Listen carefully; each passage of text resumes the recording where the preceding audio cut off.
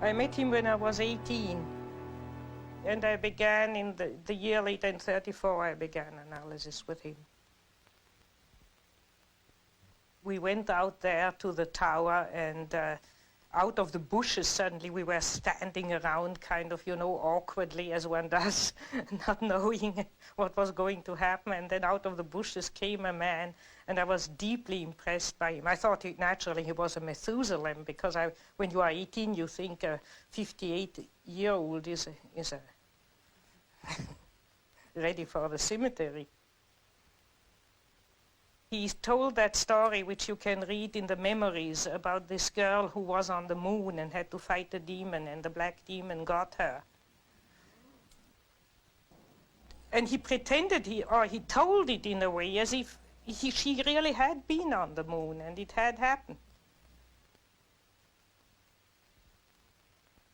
And I was very rationalistically trained from school, so I said indignantly, but she imagined to be on the moon, or she dreamt it, but she wasn't on the moon. And he looked at me earnestly and said, yes, she was on the moon.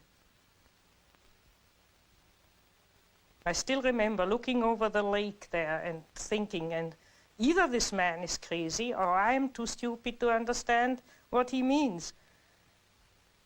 And then suddenly it dawned on me, he means that what happens psychically is the real reality. And this other moon, this stony desert which goes around the earth, that's illusion, or that's only pseudo-reality. And that hit me tremendously deeply.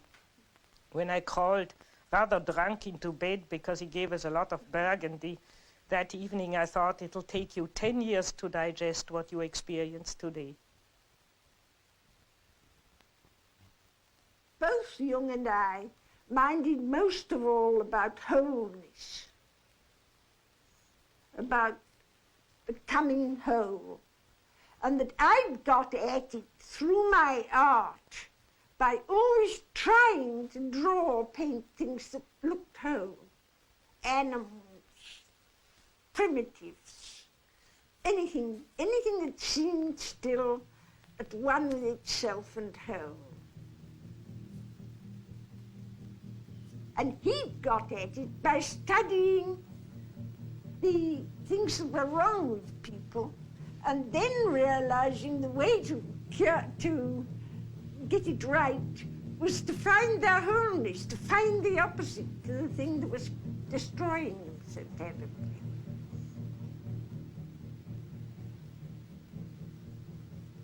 And of course I went through a tremendous encounter with the unconscious. One always does in analysis, particularly with him. He didn't let you pick flowers by the way, sort of.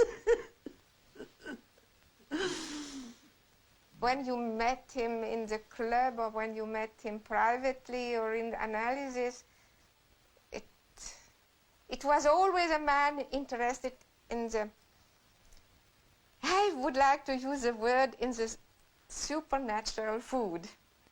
Always. Yeah. Into the depths.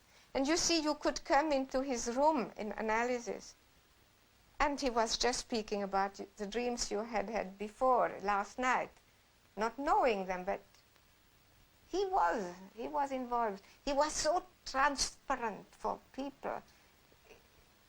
And that was a fascinating thing in the relationship with Jung. Therefore, everybody who knew Jung had the feeling he speaks one's own language. We started talking, and I went home with him afterwards.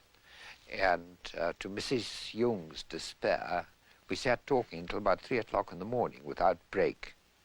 And again, it was I had this very strange feeling, although it was snowing outside, bitterly cold, that I was sitting around one of the first fires in a camp somewhere in the bush in Africa, talking, as you can only talk in those conditions. And I said to him, why don't you come back to Africa with me? He said, you know, when I came back from Mount Elgon and from Kenya and living amongst the witch doctors of Africa, he said, I found so much witchcraft in Switzerland I felt that I had to deal with all this witchcraft first before I could, before I can travel again. And he used to refer to himself as an old witch doctor. Very often when people asked him, are you a Protestant? Are you a Catholic? He said, don't ask me these questions. He said, I'm only an old African who finds his God in his dreams. And he really meant that. He really meant that. We had this tremendous human, almost animal warmth and immediacy. It was the immediacy of the laugh that got one. Schopenhauer said that humour was the only divine quality of man. And that Basel helped him with a lot. The Baselers have an extraordinary sense of humour, and their carnival is really marvellous. Jung took you there once to the Yes, he did. A whole lot of us. We went there the night before and got up at 4 o'clock, 3 o'clock in the morning, I think, to see the so-called Morgenstreich. And the procession comes through with lights. It's most impressive.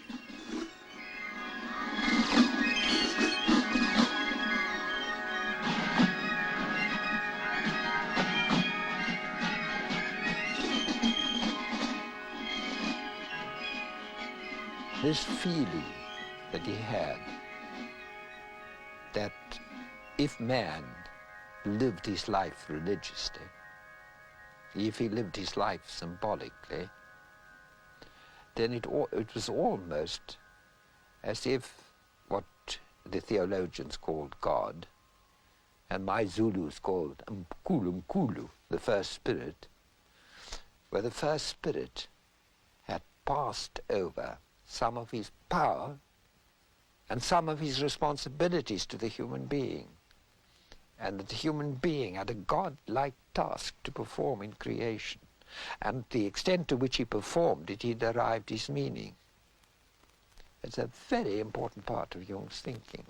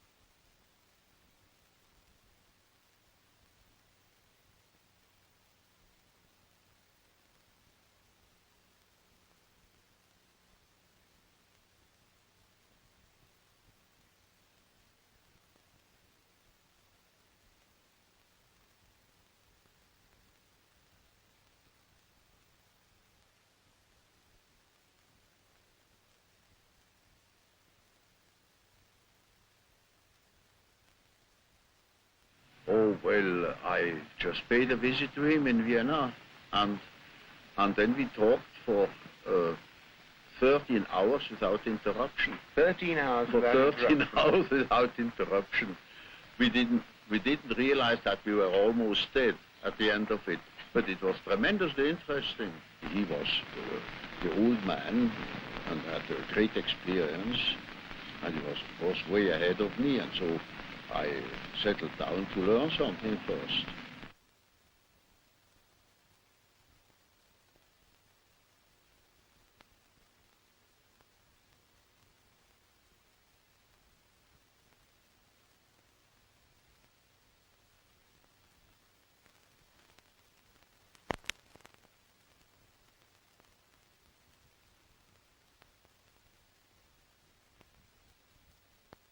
had written that book that cost me my friendship with Freud because he couldn't accept it.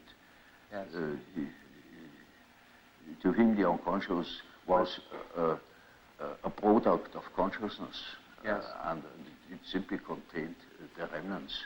I mean, it was sort of storeroom where all the discarded things of consciousness were heaped up and left. But to me, the unconscious then was already a matrix, a sort of basis of consciousness of a creative nature, namely capable of autonomous acts, autonomous intrusions into consciousness.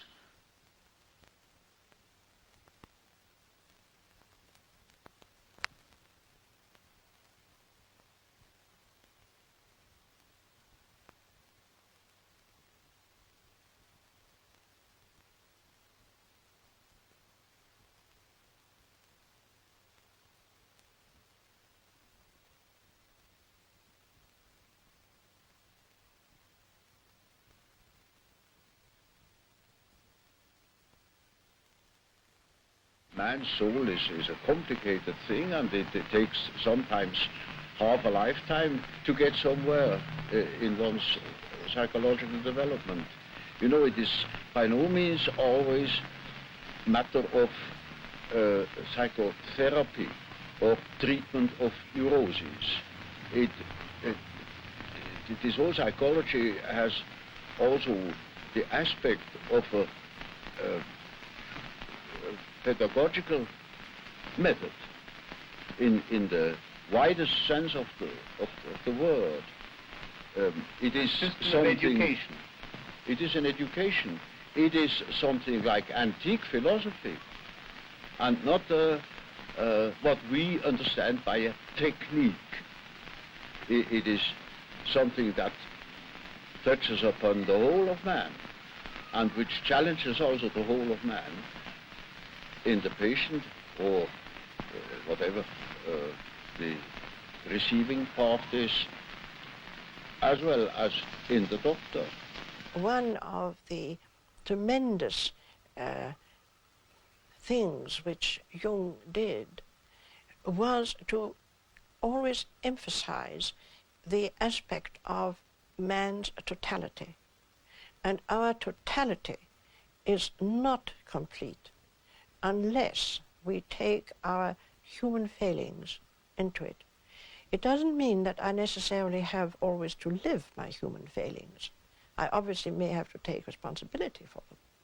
But they are not only part of me, but they are part of every human being. That is to say, it is part of man. Consciousness is one factor, and there is another factor, equally important, that is the unconscious, that can interfere with consciousness anytime it pleases. And of course, I say to myself now, this is very uncomfortable, because I think I am the only master in my house, but I must admit that there is another somebody in that house that can play tricks. And I had to deal with the unfortunate victims of that interference every day in my patients. Analysis, proper, particularly Jungian analysis, begins and ends with conscience. That is, that you take responsibility, that you take into consideration all those manifestations which so far have remained in the unconscious, in other words, you were not conscious of. And if you start taking the responsibility for those manifestations, like shadow qualities and whatnot, then this is a very strong test for your conscience, isn't it? And so, I mean, you have to only have to think of the beginning of psychoanalysis. I mean, it took an enormous amount of moral courage to face these facts, which so far have not been considered or repressed. I felt that Jung should tell me what I should do, whether I should write a book, whether I should get a divorce, what I should do. And he wouldn't. And so I got mad at him. And I said, why is everybody so mean to me? And he said, why are you so mean to everybody? So I stormed out. And you got what I said there. I said to him, why is everybody so mean to me? And he said, why are you so mean to everybody? That was the trigger point. I was gone for a year. And I wrote him, oh, I don't know. Every now and then I'd sit down at the typewriter and write him what a son of a bitch I thought he was. And how when I first got to Europe, everyone thought he was a charlatan. I thought he was too. And I didn't, he was the most conceited, vain man. And I really had a great time. And you sent all these letters? Sent the letters, of course I did. And I thought, I hope he drops dead of a stroke. And I felt very good. I just felt fine. When I can get mad, I can lose 5 pounds just by getting mad. It's just the adrenaline goes, and I just think, it's the opposite of poor little me. And I don't care. Let the all go and stuff it up. I don't care what happens to them. And then one morning I woke up, and I began to laugh. I thought, for God's sake, what's been going on here? What a jackass you.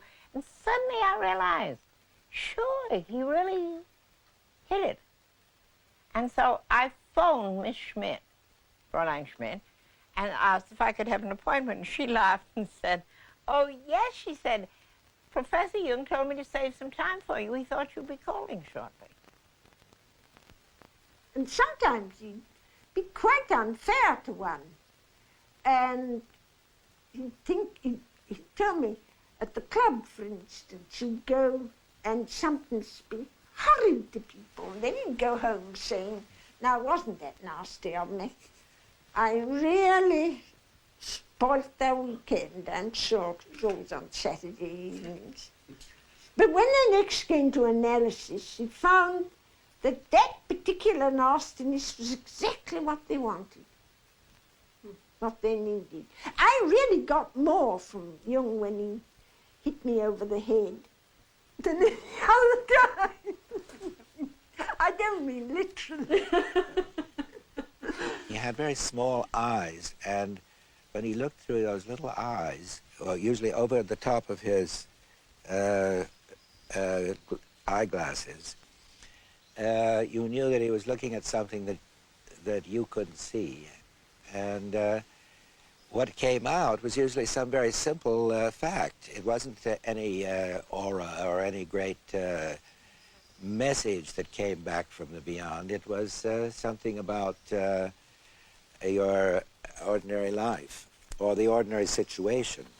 I described a party where I felt the shadow got loose with Jung in the center of it, where they threw a knotted towel from one person to another around a circle. Jung kept this thing going almost beyond endurance, and I fell down and broke my glasses, and somebody else skinned a knee, and at the end of the party we were all in shambles, but this was characteristic of Jung's intolerance of persona. He was so afraid that the party would stick on a polite persona level that he engineered it to bring out the shadow. And in the end, we all had a marvelous time. We all got drunk, and it was it ended very happily.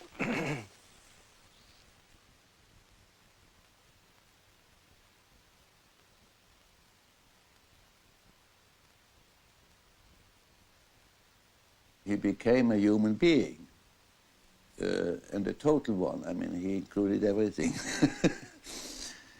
He could be terrible. He could be terrible. He could be absolutely terrible. In these ranges. Yeah.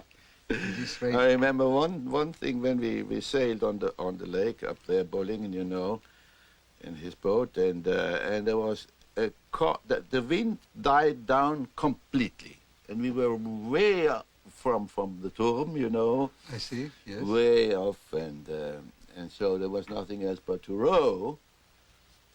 And I was an old sailor, and you know, I knew how to row, indeed, better than he did, as a matter of fact. And also young. So I went and rowed, And he started criticizing me for every single part of a movement I made with those rows. You know.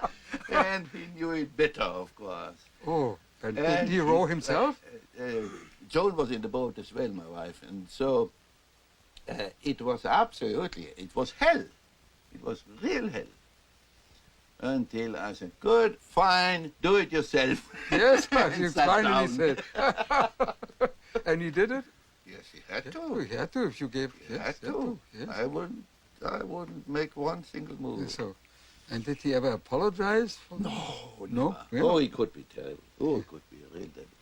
When I was his secretary, he grumbled at me with a very loud voice, and he didn't like when I took it personally, so I took it, and sooner or later there was a big and very beautiful, how do you say, Belohnung, recompense, a compensation.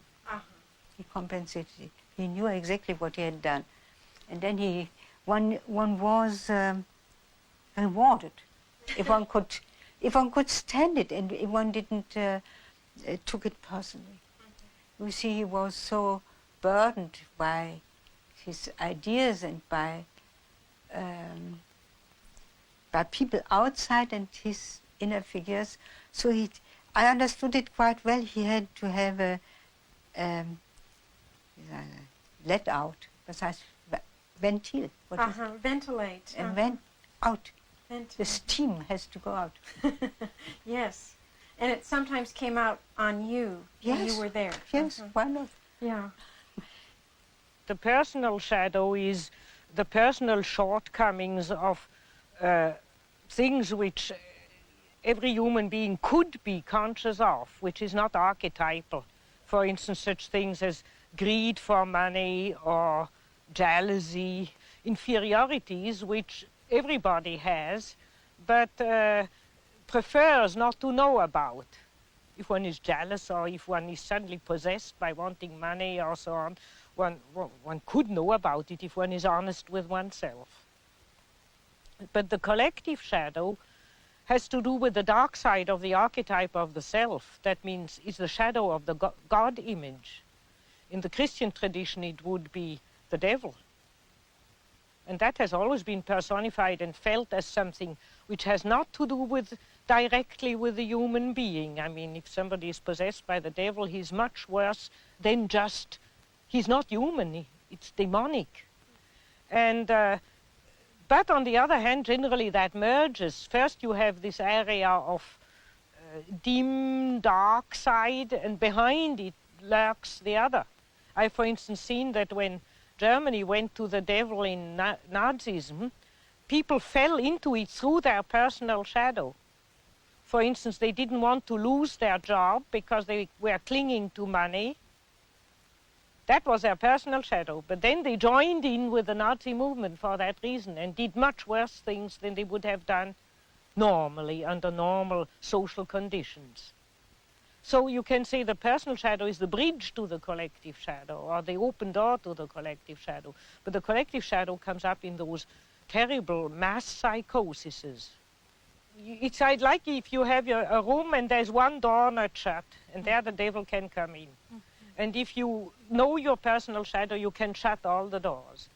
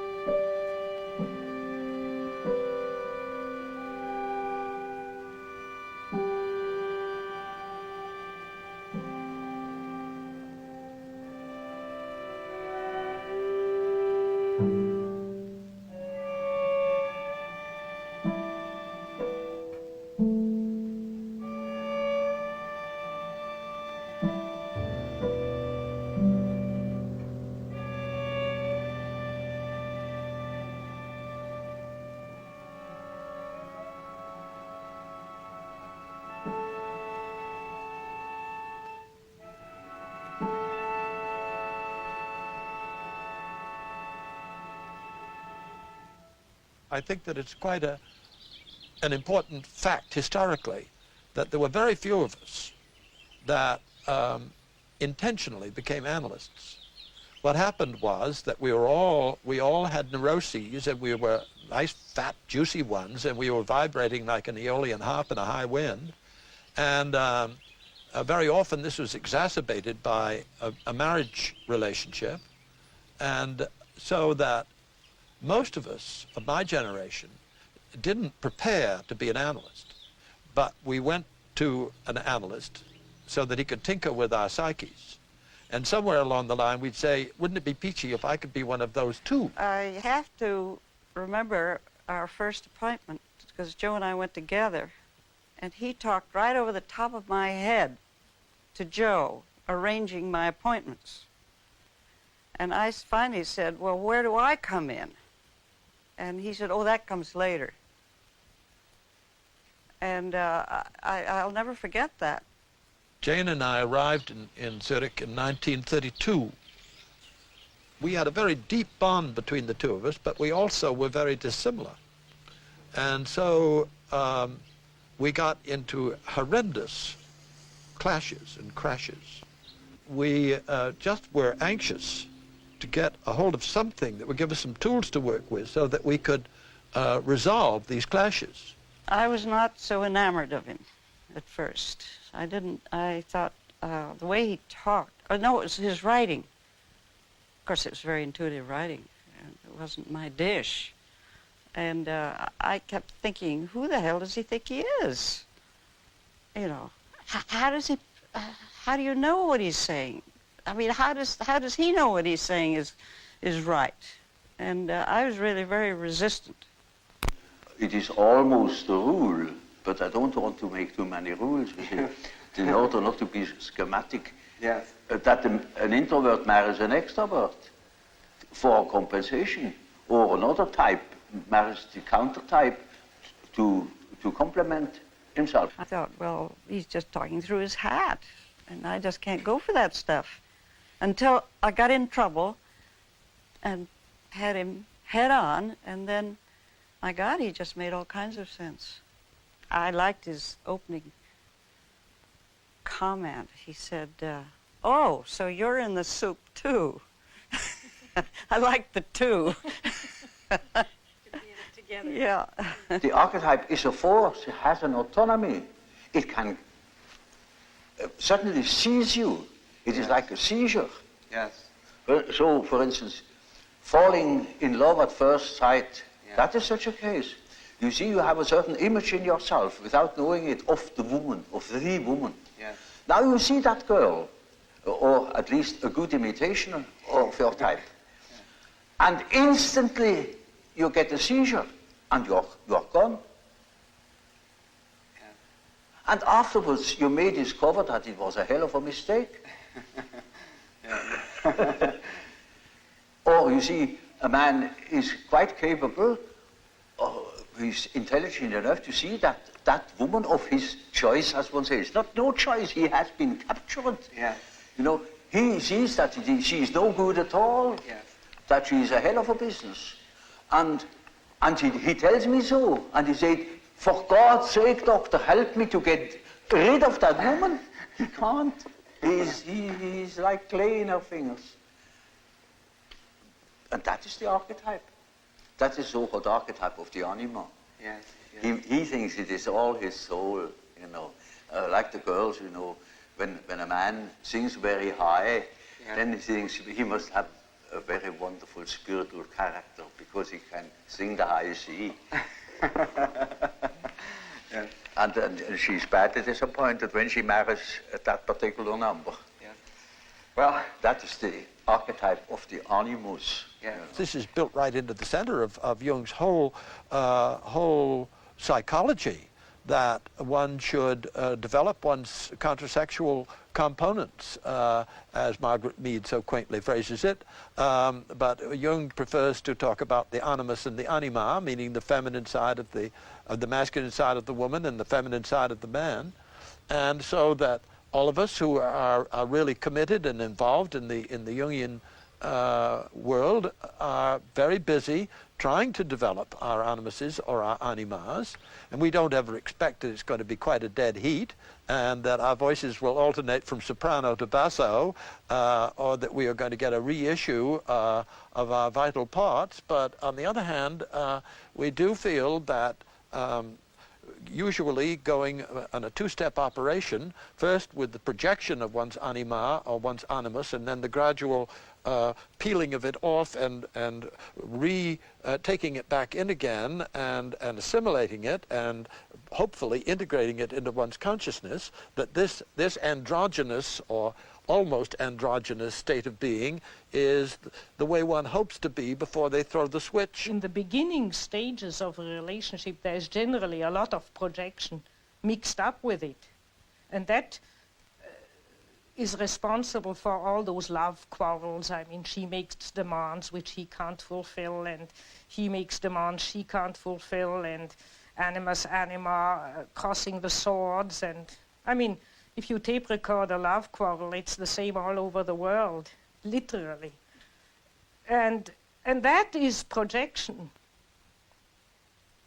And if people don't run away but work it out and take back all what is projection in it, then appears or is peeled out of all this the true relationship. Now, it might be none. And then it would be like the Freudian thing, goodbye, and now I see you simply represented that and that in me, and thank you very much, goodbye. Or there might be a tremendous amount of relationship, true relationship built up, which is not the same thing as projection. The intensity of our struggle suddenly became clear to me that Jane had a thinking function developed, and I had a developed feeling function. And of course that was upside down. Everybody knows that men think and women feel, only what didn't happen to be so with us. But I think that what he did for women came through his tremendous interest in the individual. And women could be individuals too. And this problem of what is feminine and what is masculine and so forth and so on almost came as second to that. Mm-hmm. So I think in a sense, and then of course his discovery of the animus and the anima, that did a lot. Jung was not apt to be a father figure. He was in an astonishing way near to you. Natural. He could sit down and after 10 seconds you felt to speak with a brother, not with a father. And if you have had this brother relationship to him, where you discuss in a free way, where you accepted that he got angry, where you also were ready to get angry at him, as men do in an upright, clear way, it was easy to get along with him. But the moment where one thought that he was a father figure, he was for men very destructive. Because he was too irrational to give a guidance as a father. He changed too openly, too often his mind to give such a guidance. That's a natural thing to change one's mind. That's a normal thing. But a father should give a certain guidance. And he had no intention at all to give a guidance. So for men it was often difficult because the moment men look, and many men look for a father, whereas with women it went along much better because a woman doesn't look so much for a father, she looks for a lover. And he was charming, seducing, and there he offered transference, often a little bit too much. But with a great healing power. With a great healing power. Well, what about the atmosphere in Zurich at that time? Well, that's what put me off. Oh, the cultism was just reeking. It was just awful. There were the transferences. And I swore I would never get a transference. That one thing I decided right away, because it just looked too awful. I mean, these people were just goofy. And but I got a transference. Couldn't help it. Couldn't help it. Because I mean, after all, you get a transference because what's missing in you has got to be seen in somebody else. And there was plenty missing in me, you know, and with a man of Jung's caliber, there's a lot missing. It is a regular observation that when you talk to an individual, and this individual gives you insight into its inner preoccupations, interests, emotions, in other words, hands over his personal complexes, then you get slowly and nilly-willy into the situation of a sort of authority. Yes. A point of, you become a point of reference. You know you are in possession of all the important items in a person's development. Now you see, that creates an emotional relationship to the analyst. And that is what Freud called the transference. Yes. Which is a central problem of analytic psychology. It is just so as if these people had handed out their whole existence, and that can have very peculiar effects upon the individual. Either they hate you for it or they love you for it. Yes. But you are not indifferent to them. But I never felt as though I had too much transference. It didn't last too long because Jung, the one nice thing about, or the good thing about him was he gave so much of himself. He just gave you everything he had. So it wasn't as though you had a hangover. You got it all, you know? I never felt in awe of him. I just thought sometimes he was funny. When we used to have a little argument about God, he said, oh, you know, I'm not so sure about God. I'm perfectly willing if he shows up, fine. I used to say to you, of course, if he shows up, he'll probably look like you. And, I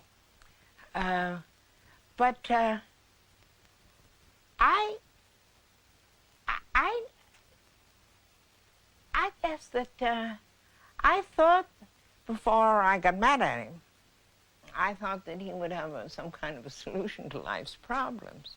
Then I found I had to find the solution myself, which I suppose was what he did. Brings you to that point. We didn't know whether we were fish, flesh, or fowl, and we had to find ourselves anew. I dreamt that Jung was a Protestant clergyman standing at a pulpit giving a sermon, and we were all in the pews, and when he finished his sermon, all the others got up and began to chant mandala, mandala, the way they might in Christian times have said Hosanna. And this represented a worshipful attitude to Jung that was laughable, as you can imagine. So I thought, I hate to tell Jung this dream, but I did. And he said, well, of course you should feel that way. I was simply projecting my own Protestant background, making Jung a father figure, making the other people into a group which they were not.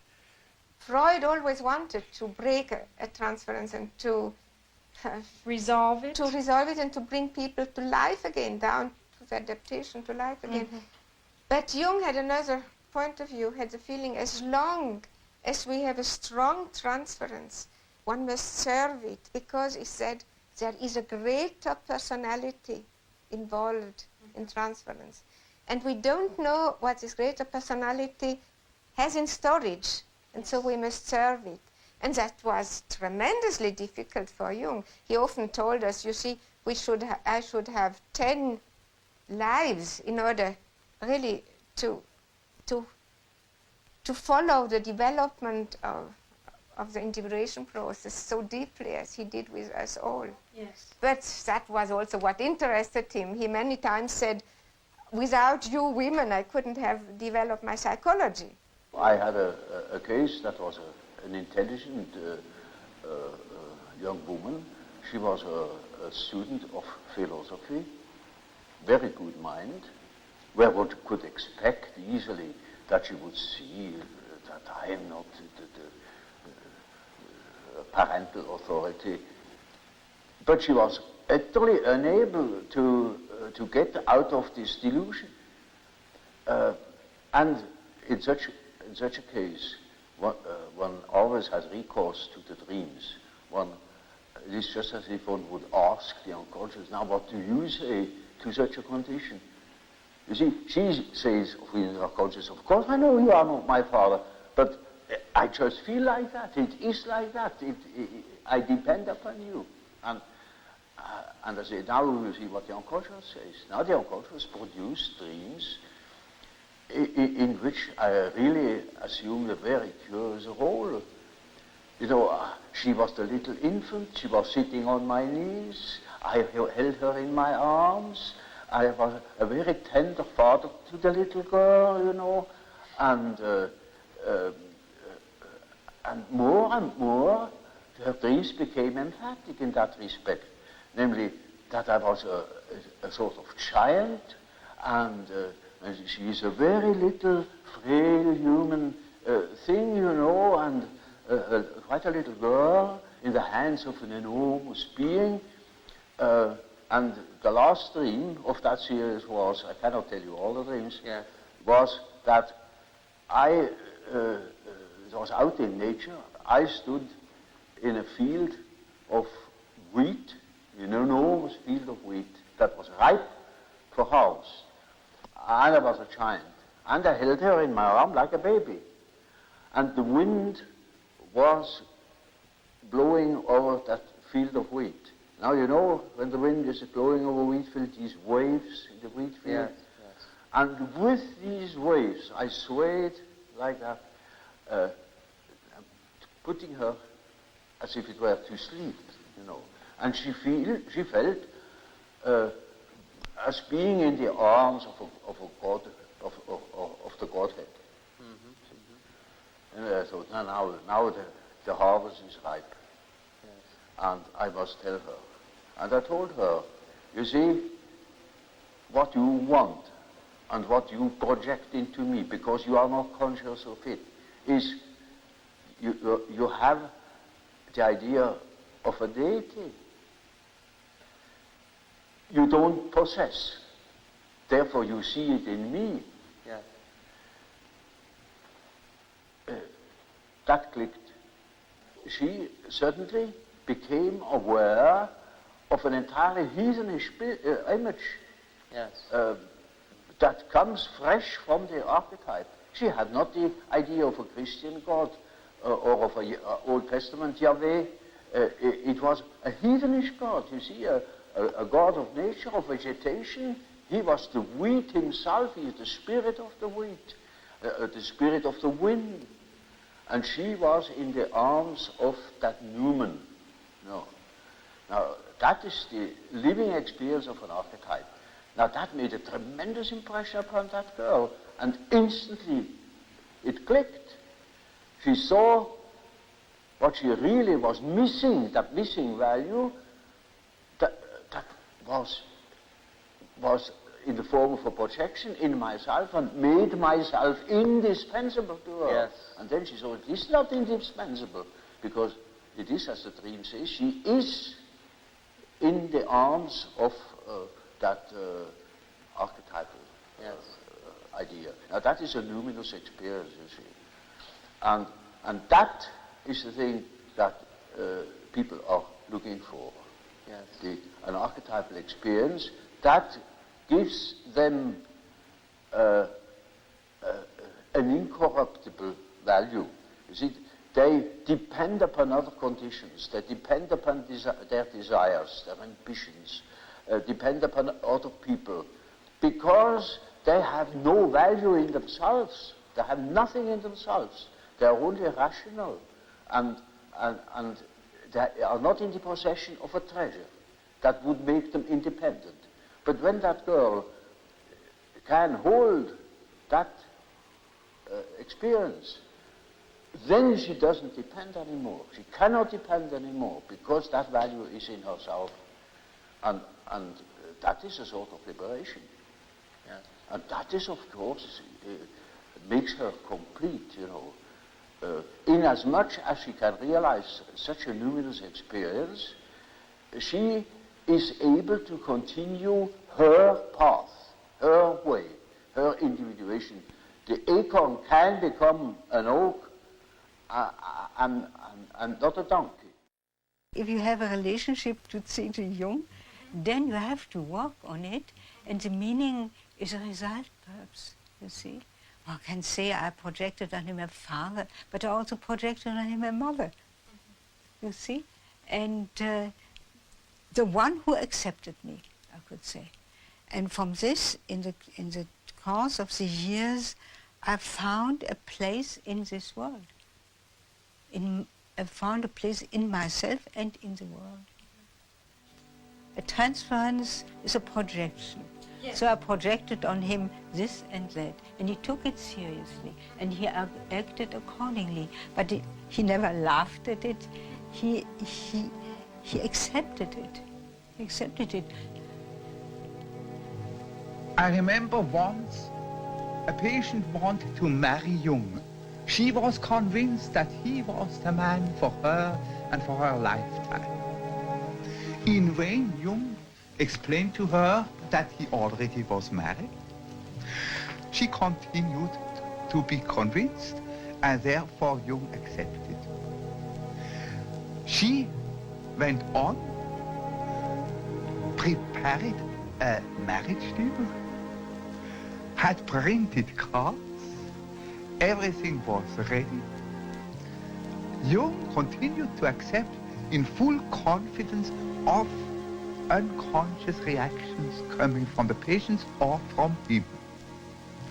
And the day before the planned marriage, he got an express letter from the patient telling him that this night God had told her that unhappily enough the marriage would not be possible.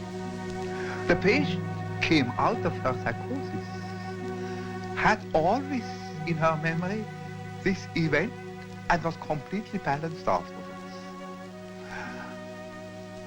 That's how Jung handled the transference situation as a full reality, and having fully confidence in the unconscious, which would lead the patient and himself through the seemingly difficult situation.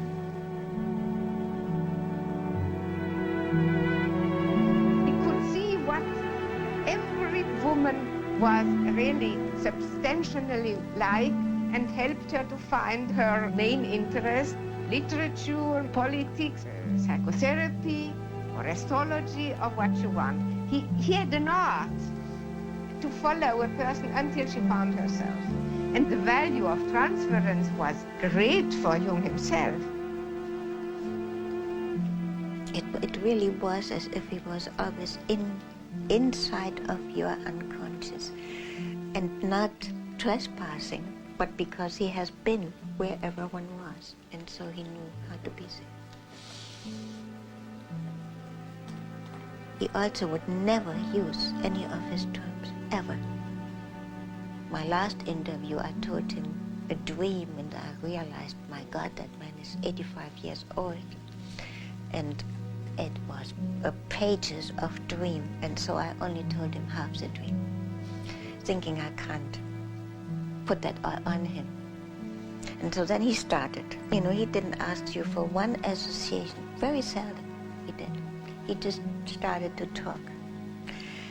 And I was kind of not making the connection, which what he was talking about had anything to do with my dream, but I knew better that I will find the connection if I listen eventually. And suddenly he said, oh, that is as if you dream, and he told me the second part of my dream, which I hadn't told him. After about 2 years, I had a dream in which Jung had died. And I was in his house in the antechamber where he was laid up. And I paced up the room, very depressed, very unhappy. And suddenly my feeling changed, as if I pulled up my socks and, well, all right, he's dead now as far as to go on and work.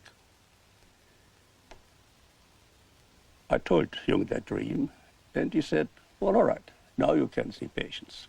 You're ready to see patients. One didn't see it, but one felt it, that a ray of his spirit was falling onto us. And one was terribly spoiled, because compared with this, as a man, we are no more so interesting. Yes, that must have been a problem. And I must say, besides one's own husband. Well, you were married. And I was married. Yeah. You had a deep relationship. And how did your husband feel? Did he ever feel jealous of Jung? Clear. All our husbands, the husbands of our women around, were very jealous. Yes.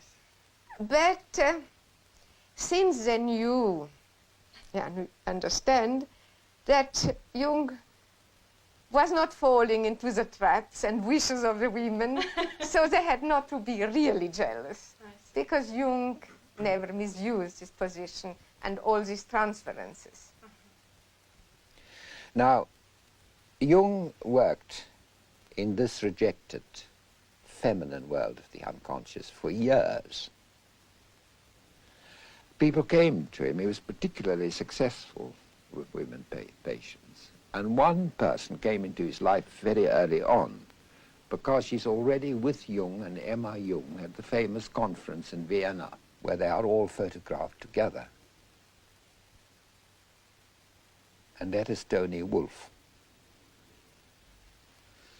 Well, all I can say is that, of course, she was a most extraordinary person. There's no doubt about that, and she was a great head to Jung too. I mean, when it comes to psychological types, for instance, she played a very important part there. In his development of his ideas. He had all his knowledge in philosophy and so on and so forth, and she had been one of his patients to begin with. I see. Oh, yes. And I remember very well, he was very proud of the fact that he had succeeded in curing her. A lot of people who knew her said that they despaired of her ever recovering from whatever her psychological disturbance was. I think one must accept that it was profound enough to fit the rare, exceptional spirit she was, because in a sense, the rarer, the more exceptional the spirit, the deeper the psychological suffering. And Jung managed to bring her out of this, so that by the time of the famous Vienna conference, she was already an integrated, working personality. And to me, that photograph is very moving, because the one who looks young, as if she's just been born, is Tony Wolff. She sits there with these large eyes. Jung had an instinct that what was wrong with life, what made life tear apart, made it incomplete, was because the feminine was rejected, driven insane, driven mad by a world of men, rejected by a masculine-dominated world.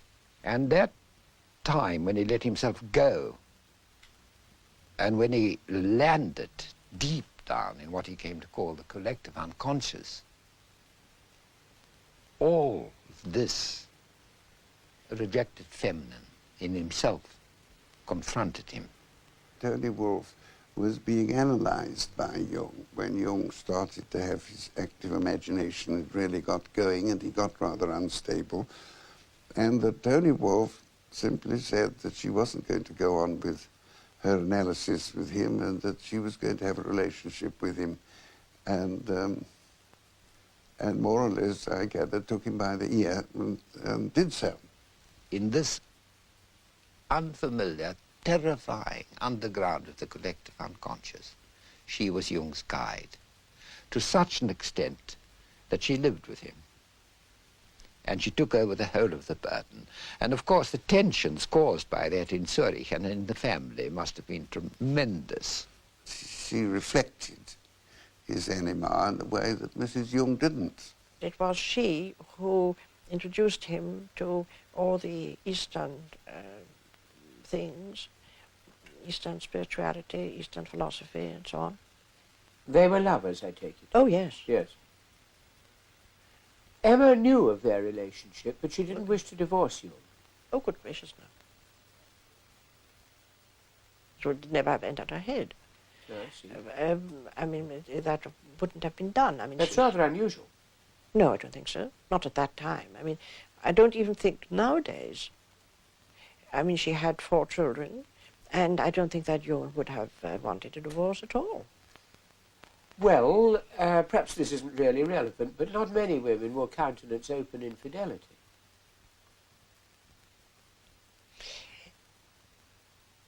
Please forgive me. I am not so sure if that is not a kind of British, maybe even English prejudice, conditioning, or something.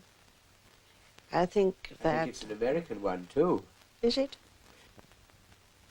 Without Tony Wolff, he couldn't have made it, because she had breaks in a way, and she was stopping him always when he had a temperament where he was losing himself completely and without boundaries. And Tony Wolff stopped him and always brought him back to reality, and that was tremendously important for Jung. Was she originally a patient? And she also understood him. Yes. She had such a bright mind that she grasped it even before he understood it. And she was also really furthering his intuition very much, because at that time he was also, I mean, he was a medical doctor. He had worked at the asylum of Burghölzli, yes. And he was very intellectual until really he came to know her. That was the point. There was nothing shadow in it, no shadow. And Jung wanted to be and tried to be as conventional as possible, wherever possible. So that in the inner world, and in his relationships with both women, he could be as unconventional as he really was, as unique as he really was.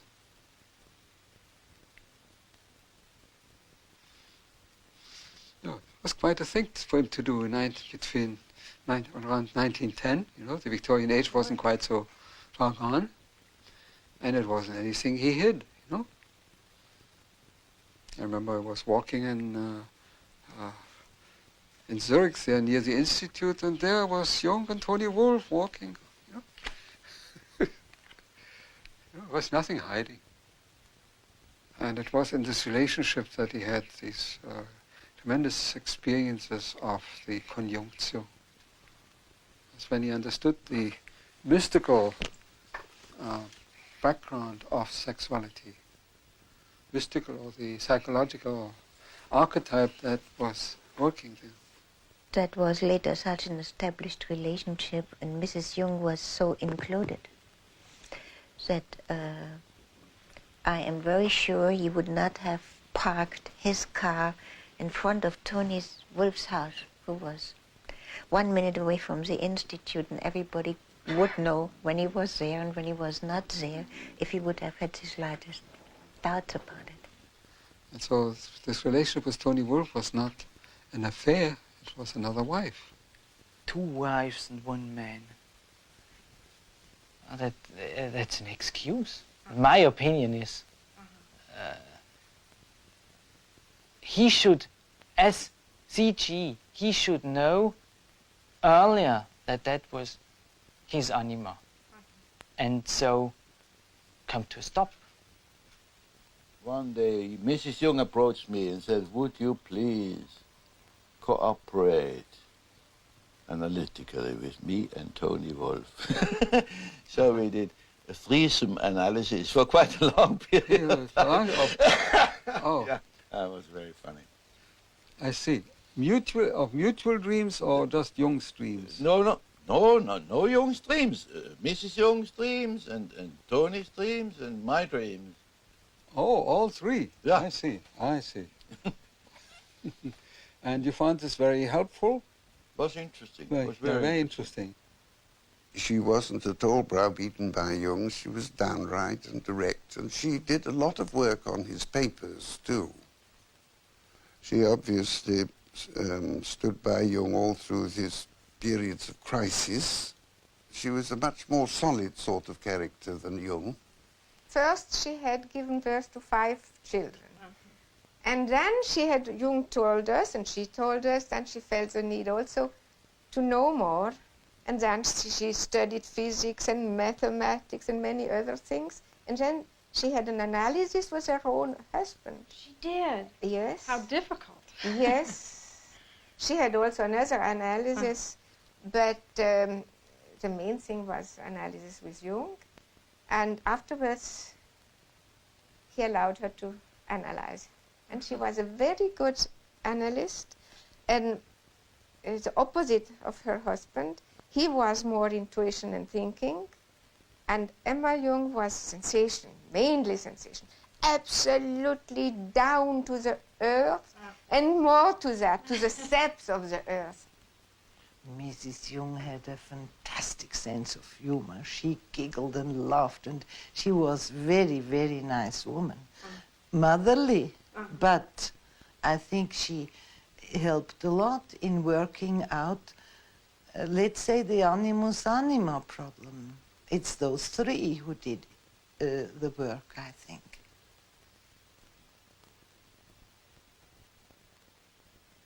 Emma Jung said to a close friend of mine just before she died that she had never ceased to be grateful in her life for Tony Wolff, because Tony Wolff was able to do for her husband something that she could not have done. I think what's remarkable is that they made it. And I think they're the ones, that Tony and Emma are the ones that made the threesome situation possible. They worked out something between them. Jung, in his dedication copy of Answer to Job, wrote, well, I have to translate it, unasked dropped from heaven. Ungefragt vom Himmel gefallen. So, no, I think naturally the relationship changed, the relationship do change, but it existed.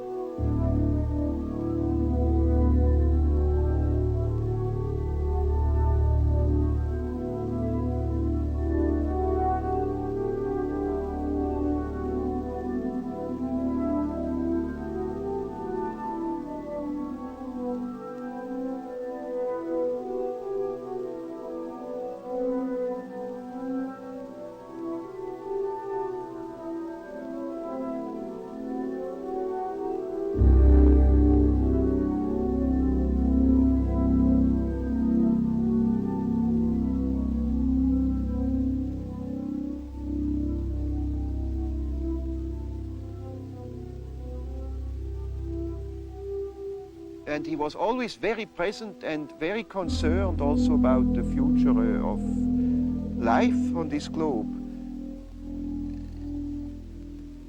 I think he needed space and quietness to meditate about them and to find as much answer as he could find. It was at the same time, I think, a total participation, but also, well, I wouldn't call it a withdrawal, but a philosophical distance, or I don't know how to call it.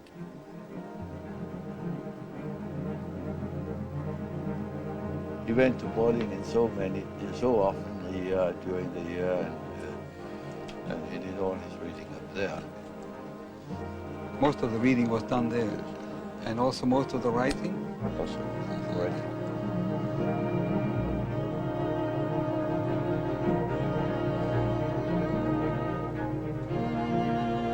In the fall of 1922. He came by bicycle. Dr. Jung came by bicycle, on his bicycle from Christoph.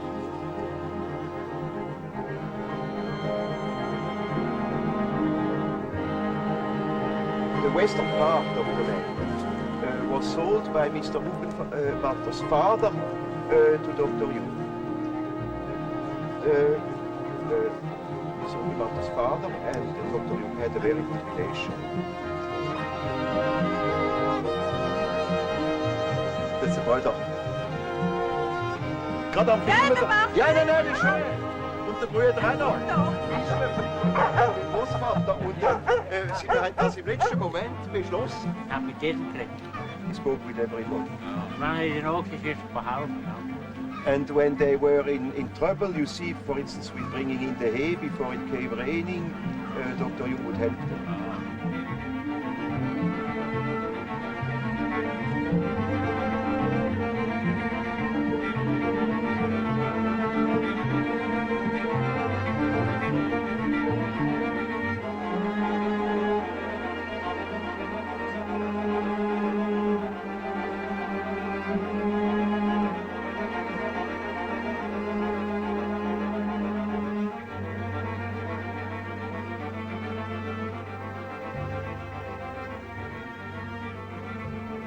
A man is not complete when he lives in a world of statistical truth.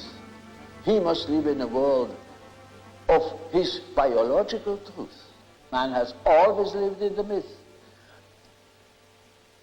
And we think we are able to be born today and to live in no myth, without history. That is a disease. That's absolutely abnormal, because man is not born every day. He's once born in a specific historical setting with the specific historical qualities, and therefore he is only complete when he has a relation to these things. It's just as if you were born without eyes and ears, when you are growing up with no connection with the past. From with the standpoint of natural science, you need no connection with the past. You can wipe it out. Yes, yes.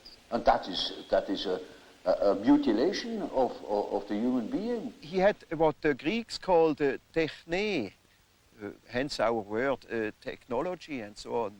And techne means also art and skill. He lived his sensation, I think, in its natural state, and therefore it was very creative. He looked at the wall in his last years. You see the irregularities of the stone would create that picture, and then he would carve it out.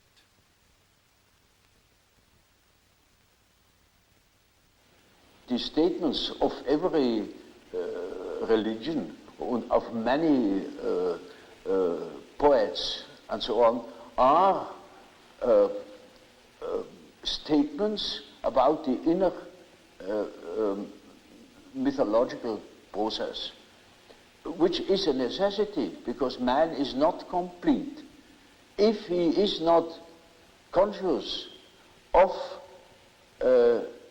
that aspect of things. Well, we have to revive primitive superstition. Because in primitive people, their sword has a soul, their hammer has a soul. No smith would start making a sword without a ritual first. Still in the Middle Ages, the heroes who depended on their sword, think if your sword breaks in battle, you're a dead man.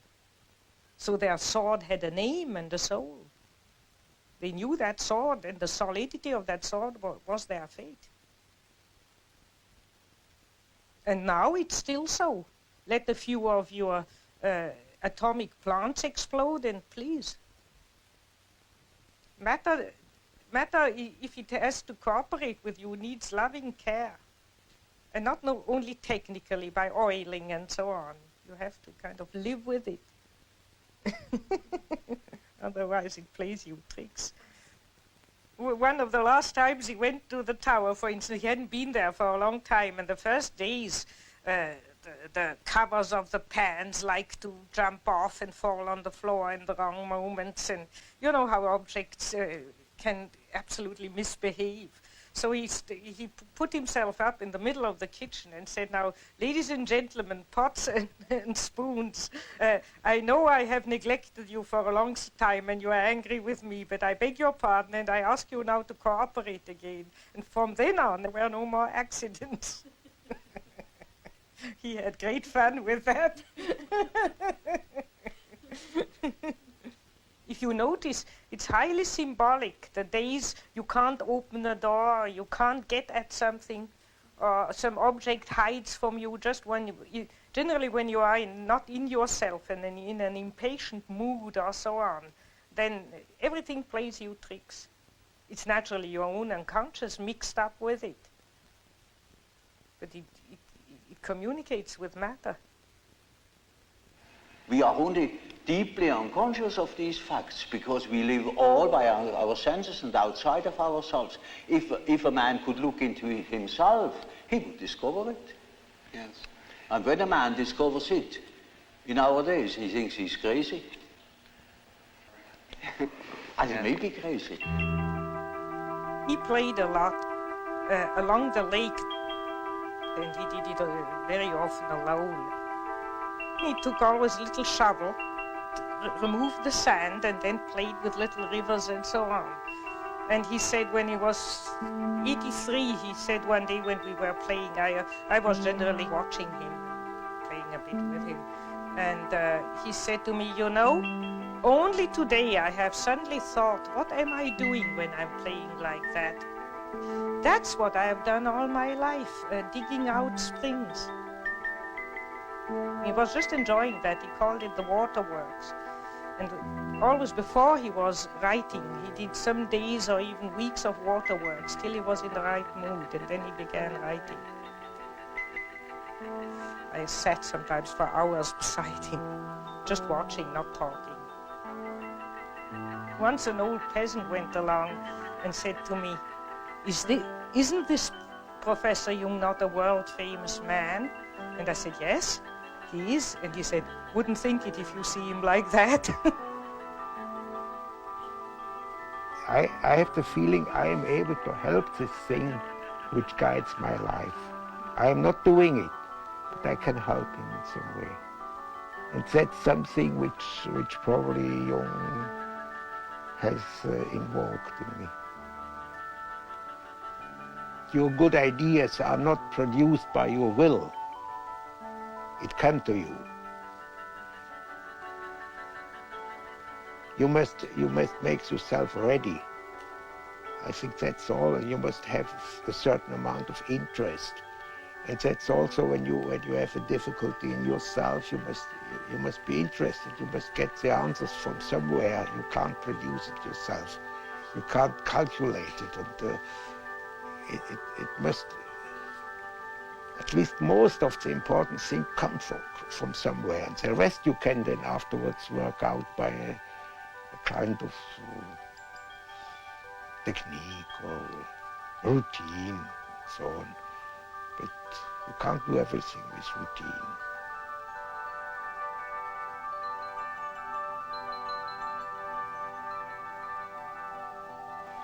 was always looking for something in between, you know, something that linked that remote past with the present moment. And I found, to my amazement, it is alchemy. It is the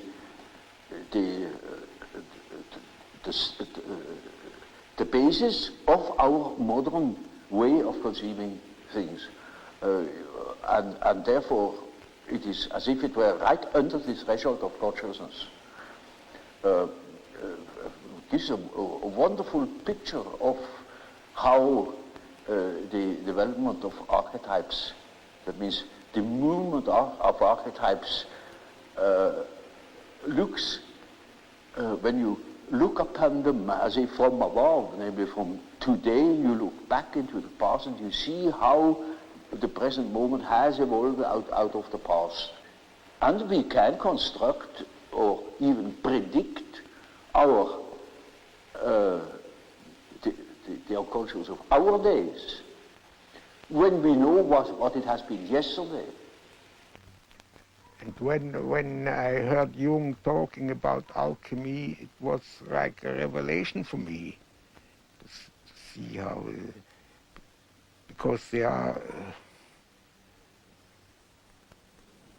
religious ideas which are on the foundation of all these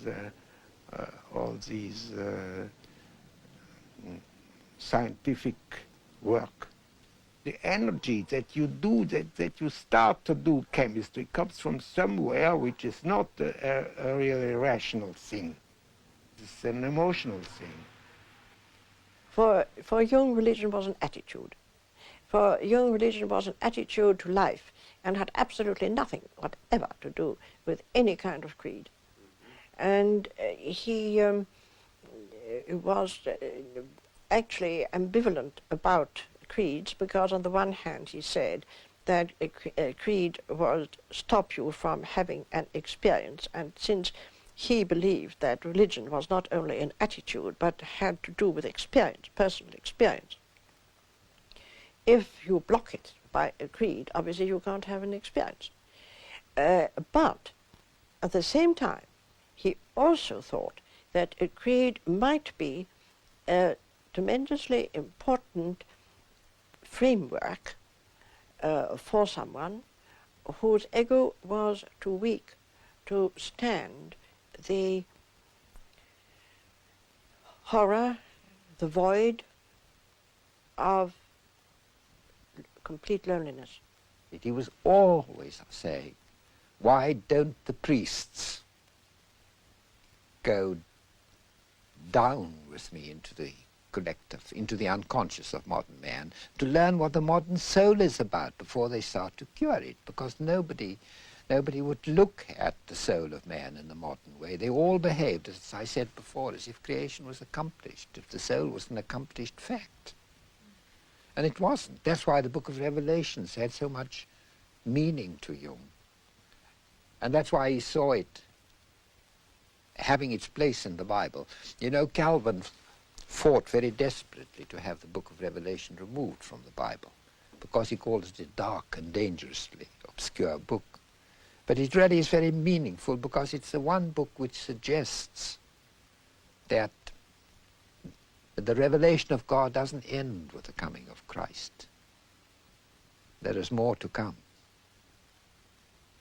That religion is a process of continuing revelation and experiencing of revelation and being obedient to your greater awareness of becoming in life. He was very conscious of the center of his being, which he called the self. And he would talk about the God image living, being alive in this center of our whole being. He always said he did not wish to discuss the existence of God, because this was a metaphysical question which he was not prepared to go into. But from the psychological point of view, he knew that the God image was within oneself. The God image changes. God does not change.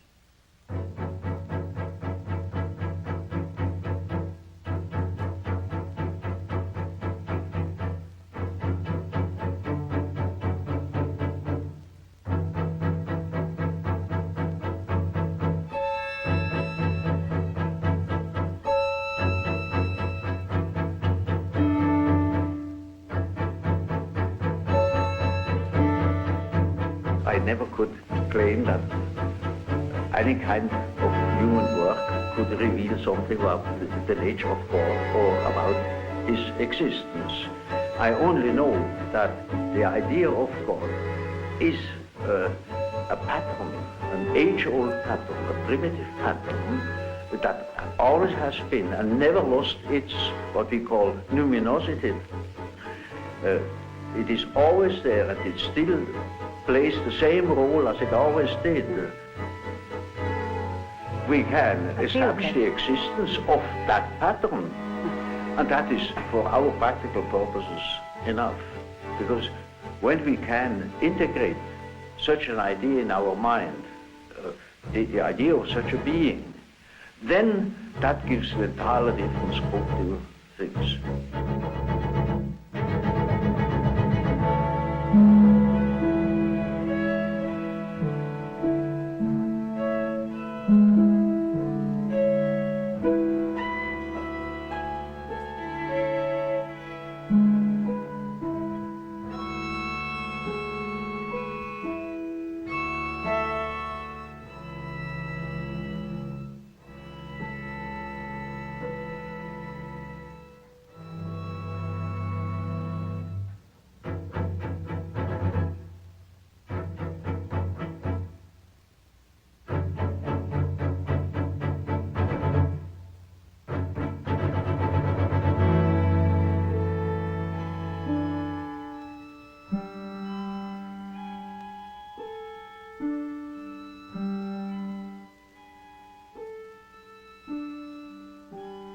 Does not project, you see, just because does not confuse the image of God that exists in man with God himself. He says he cannot make any statements about God, but about the image of God as it exists in the human being, you know. And so this whole ego-self relationship is really at the, that we get the basis of Jung's work. That's all it is about, you know. But the self-experience as something inside man, but not the same as the ego, you know. But he doesn't project it. Jung puts the burden squarely on each person. And this psychology of individuation, of making what you are, and what you've inherited of the universe, of making that specific, of making what you've got of the collective in you, making that individual, and carrying it as an individual, and not only standing still in it, but allowing an act of becoming in the midst of your being, to become your own way of moving through life. This is the hardest thing you can ask of human beings. What would you say the main value of the research and the writing that you and Jung have done on alchemy is? I would say that a civilization needs a myth to live. We know that if missionaries destroy the myth of a primitive people, they destroy them also physically. They begin to drink, they degenerate, they are lost. And no civilization can live only from welfare. It needs a myth to live. All great civilizations, when they were flourishing, had a living myth. And I think that the Christian myth on which we have lived has degenerated and has become one-sided and insufficient. And I think that alchemy is the complete myth. And that therefore, if our Western civilization has a possibility of survival, it would be by accepting the alchemical myth, which is a completion and continuation, but and richer completion of the Christian myth. That's a myth we could live again with, in contrast to the Christian myth, which doesn't satisfy a great amount of people anymore. And the Christian myth is deficient on not including enough the feminine, or in Catholicism they have the Virgin Mary, but it's only the purified feminine. It's not the dark feminine. And in excluding matter and treating matter as dead and the realm of the devil. And in not facing the problem of the opposites of evil. And alchemy faces the problem of the opposites, faces the problem of matter, and faces the problem of the feminine. The three things which are lacking in Christianity. And therefore it complements the Christian myth and could revive it too that way.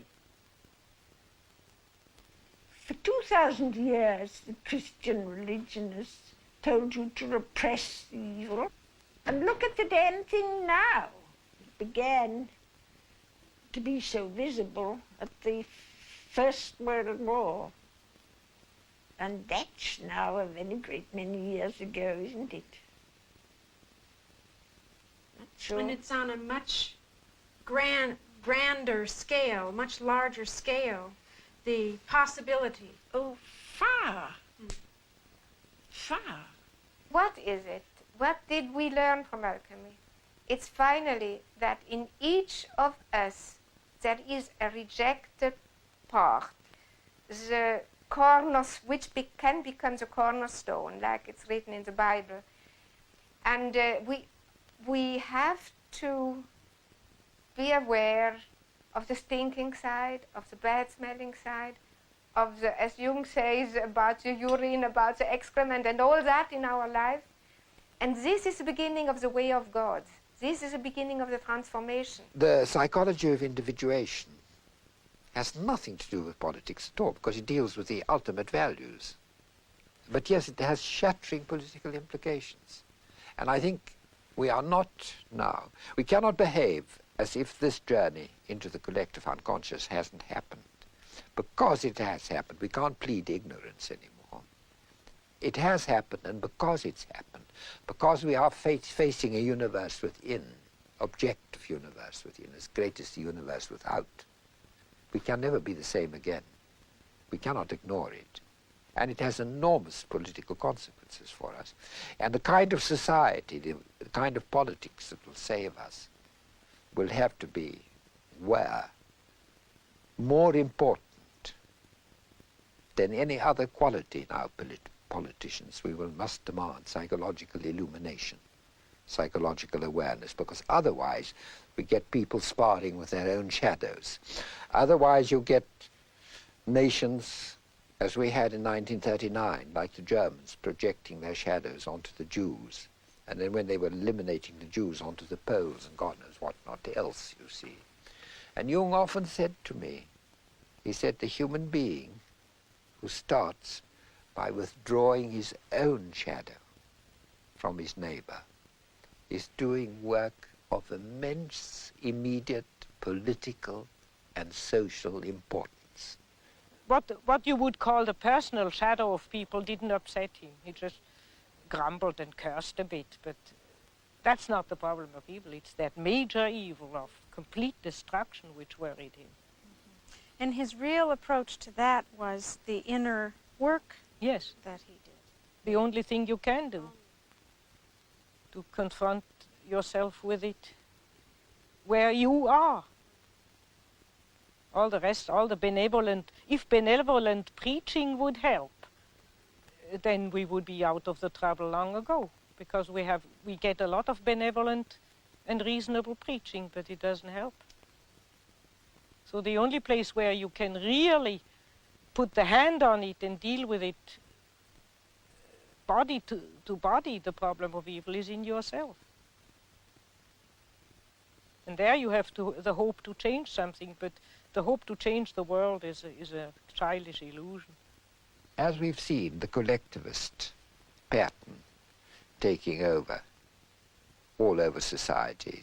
The paradox is you get a form of totalitarianism which is producing collectivism, then you get a kind of creation of greater and greater monopolies of commerce, bigger and bigger business, producing a kind of organization man, which is the equivalent of the totalitarian organization man, where this individual thing disappears. And really, this kind of this kind of politics of individuation, which you might call democracy, ceases to exist. And this is the point where we've reached at the moment.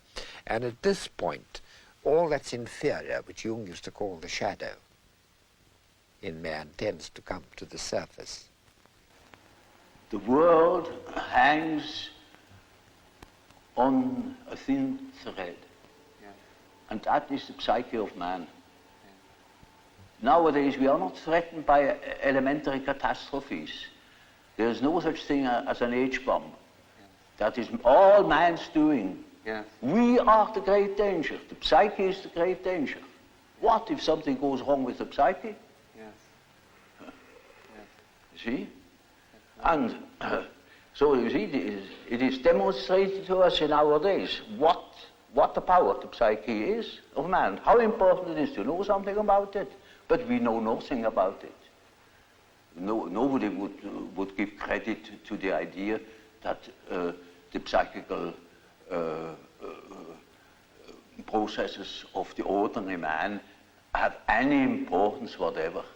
One thinks, oh, he has just what he has in his head. It is all from his surroundings. He's taught such a thing, believes such a thing. And particularly if he's well housed and well fed, then he has no ideas at all. And that's the great mistake. Because he is just that as which he is born, and he is not born as tabula rasa, but as a reality. Jung had a vision at the end of his life of a catastrophe. It was a world catastrophe. I don't want to speak much about it. One of his daughters took notes and after his death gave it. And there's a drawing with a line going down, up and down, and underneath is the last 50 years of humanity. And some remarks about a final catastrophe being ahead. But I have only those notes. Mm-hmm.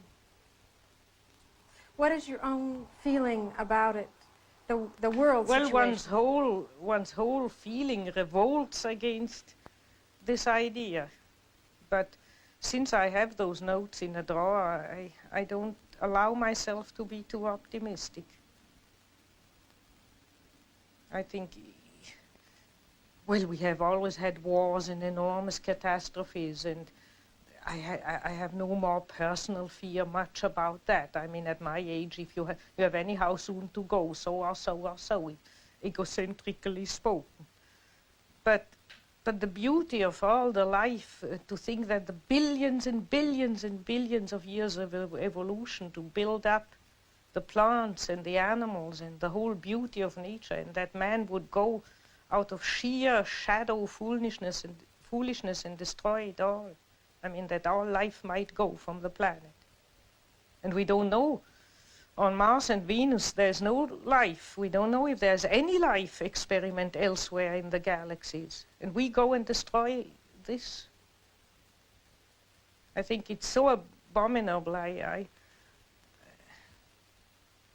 try to pray that it may not happen, that a miracle happens. Do you find that young people that you see now are aware of that it's in their consciousness? Yes, it's partly in their unconscious and partly in their consciousness, and I think in a very dangerous way, namely in a way of giving up and running away into a fantasy world. You know, when you study science fiction, you see there's always the fantasy of escaping to some other planet and begin anew again, which means give up the battle on this earth. Look, consider it hopeless and give up.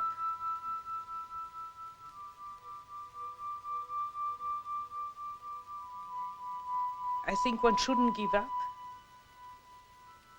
Because if you think of answer to Job, if man would wrestle with God, if man would tell God that he shouldn't do it, if we would reflect more, that's why reflection comes in. Jung never thought that we might do better than just possibly sneak around the corner with not too big a catastrophe.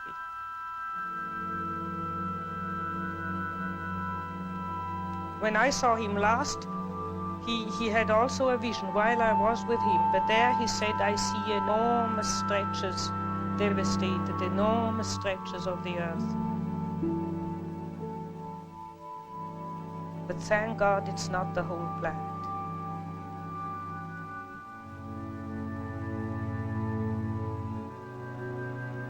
I think that if not more people try to reflect and take back their projections and take the opposites within themselves, there will be a total destruction. There are a lot of people who go through life and the unconscious is no reality to them. They say at breakfast I had a funny dream, and that in the afternoon they don't know anything about it anymore. But if they paint them and interpret them and think about them, the dream becomes real. And that's why you have to be lonely, so that the unconscious becomes stronger. It's like loading up the unconscious, and then it manifests. Hermes Trismegistus said in one active imagination to an alchemist, I am the friend of whoever is lonely. We have now, you see, it's a man who pours water into the fish. Now the fish is the unconscious, the content. So we have to support the unconscious.